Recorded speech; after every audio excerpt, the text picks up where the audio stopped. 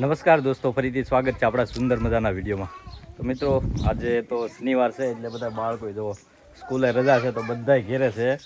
અને આજે આપણે સરસ મજાનું શાક બનાવવાનું છે, એટલે કે સરગવાનું શાક બનાવવાનું છે। અને સરગવાના ઝાડ જો આપણા ફળિયામાં જ છે। અને સરગવાના ફાયદા વિશે તો તમને ખબર જ છે, શરીર માટે ખૂબ જ પૌષ્ટિક અને ફાયદાકારક છે। મલુની જો અહીંયા ગારાના રમકડા બનાવે છે। હું બનાવ્યું છે જો તો દે, જો સૂલો બનાવ્યો છે, આવું બધું બનાવે છે ગારામાંથી। જો તે હું બનાવી દઈશું, હું બનાવ્યું તે બતાય, સૂલો બનાવ્યો તો માટીનો સૂલો બનાવ્યો છે આપણે। જેવો અહીંયા માટીનો સૂલો છે ને એવો જ સૂલો અહીંયા બાળકો બનાવે છે।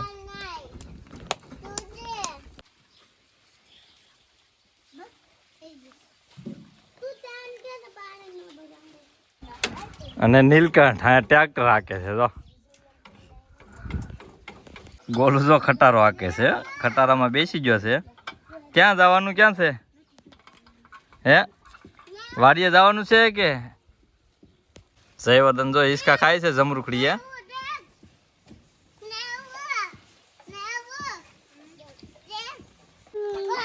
ગોલું જો ટ્રેક્ટર હાકે છે।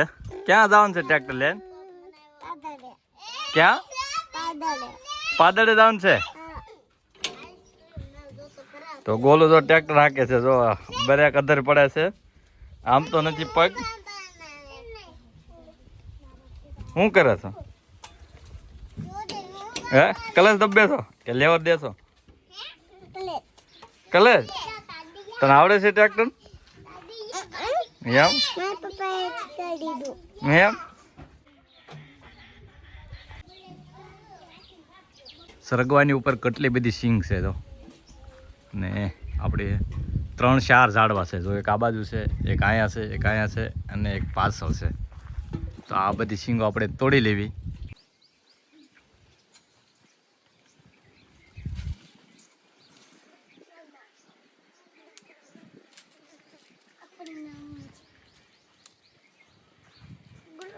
હાલ્યો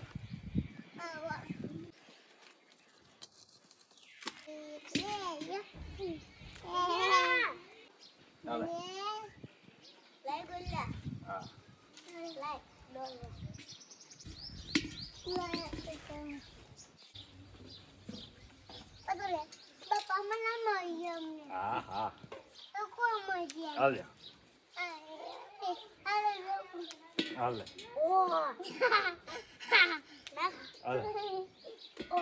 હાલે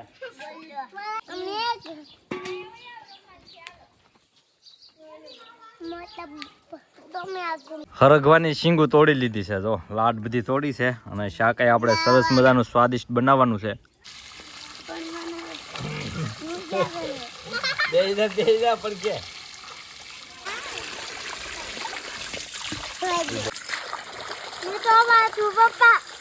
હા જામાં ના ફાલો તો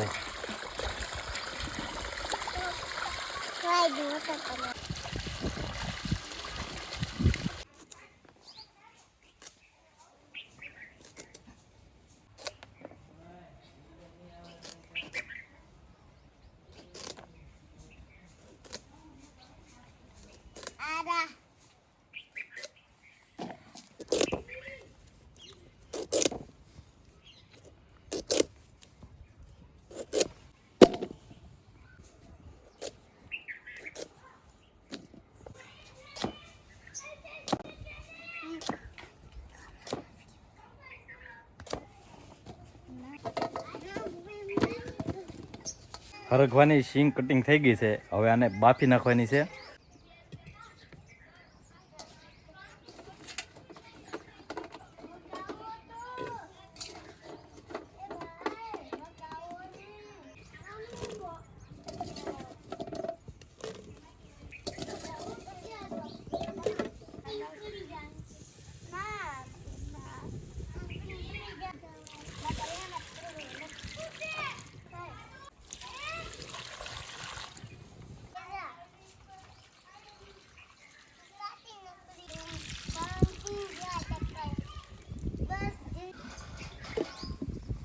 અત્યારે ઉનાળાની શરૂઆત થઈ ગઈ છે અને હમણાંથી ગરમી પણ ખૂબ જ પડે છે।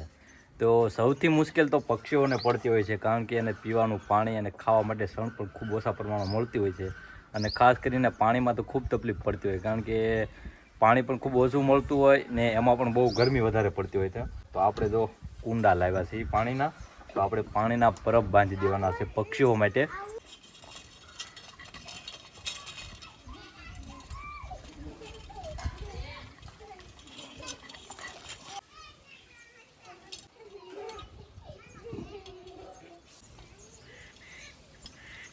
બે પાણીના કુંડા છે, તો આપણે એને ટીંગાડી દઈએ.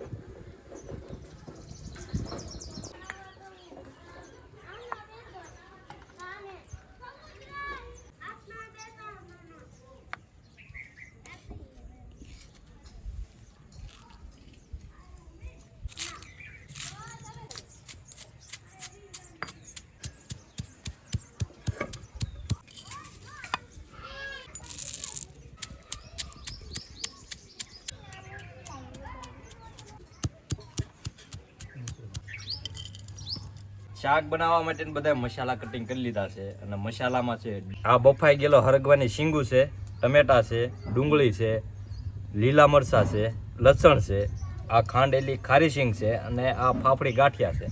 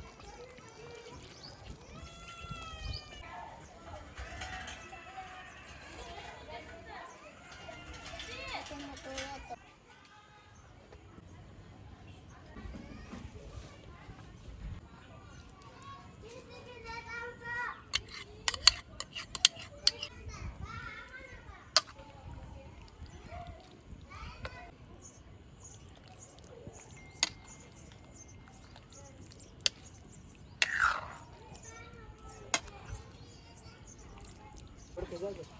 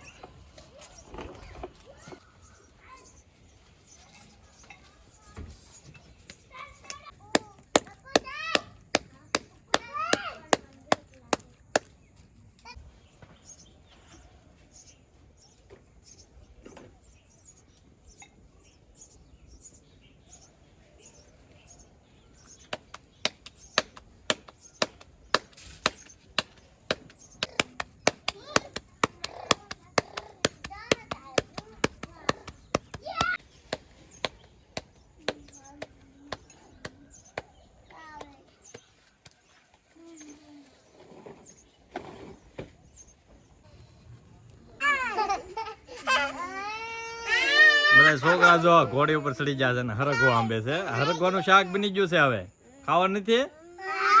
ભૂખ લાગી કે નહીં? હજી તો વાર છે પણ.